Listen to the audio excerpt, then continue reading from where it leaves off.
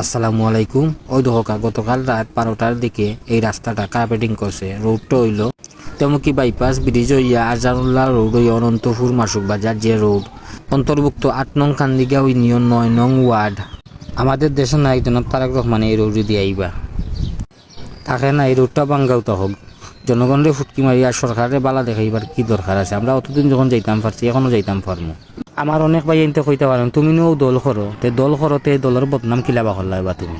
উপায় আইনটোর উদ্দেশ্যে একটা কথা কইলাম, 10-এর লাঠি 1-এর বুঝা। এই রাস্তার বিলটা যেবা যারা ফাঁস করছেন, এমপি হোকার, মন্ত্রী হোকার, জনাব তারেক রহমান হোকার, তারা তো আর নিজ চোখে ইয়া খাম দেখার না, খাম দেখার দায়িত্ব হইল আপনার আমার।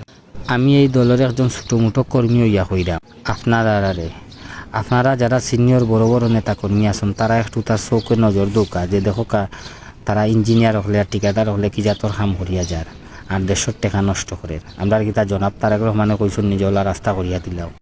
অনেকে বাজে মন্তব্য করা, অনেকে বাজে মাত্রা, এটার খোয়ার মতন নাই, এটা খোয়ার দরকার নাই। আপনারা একটু আমল আনকা রাস্তাটা বালা করি কিলা কাম করা যায় ও পরিকল্পনাটা তারা একটু তুলিয়া দোকা। আপনারা উদ্দেশ্য করিলাম, আপনারা আবারও হইলাম, আপনারা একটু তা দেখো, আপনারা নজরটা দেউকা। কারণ ভাই গুড়িয়া যতই বালা করি না এখানে আমরার বদনাম। আমার মাতে কথার মাঝে যদি কোনো ভুল ত্রুটি হইয়া থাকে সকলে আমার ক্ষমার দৃষ্টিতে দেখবা। ধন্যবাদ সবাইলে। আসসালামু আলাইকুম।